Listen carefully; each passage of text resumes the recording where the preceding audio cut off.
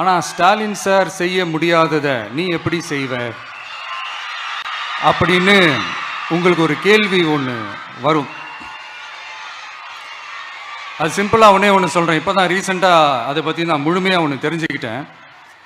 நம்ம மாநிலத்துக்கான மொத்த பட்ஜெட் வந்து 4.39 லட்ச கோடிகள். அதில் 30% ஸ்டாலின் சார் டாக்ஸுக்கு போகுது. இது என்னடா புது டாக்ஸ்ன்னு கேட்குறீங்களா?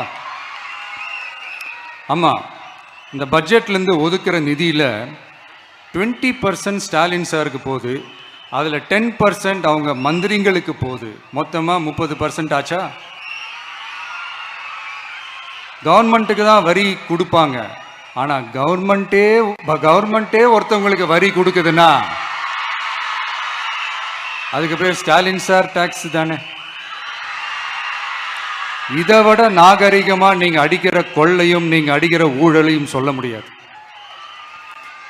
மக்களுக்காக ஒதுக்குற பணத்தை நீங்கள் அப்படியே சைடில் ஒதுக்காம மொத்த பணத்தையும் மக்களுக்கே செலவு பண்ணிட்டா ஒரு சூப்பரான நல்ல அரசாங்கத்தை கொடுக்கலாம்ல. கவர்மெண்ட்ல காசு இல்லை அப்படின்னு சொல்றாங்க. ஆனா விடிய காத்தால எல்லார் அக்கௌண்ட்லயும் 5000 ரூபாய் போடுறீங்களா? அது எப்படி?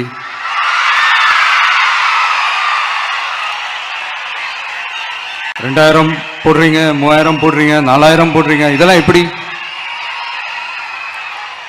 ஸோ கவர்மெண்ட்ல காசு இருக்குது, பற்றாக்குறை தான் காரணம். அந்த பற்றாக்குறைக்கு காரணம் என்னன்னா இந்த மாதிரி ஸ்டாலின் சார் டாக்ஸ். இதெல்லாம் ஒழிச்சாலே போதும், எல்லாமே தன்னால நல்லாவே நடக்கும்.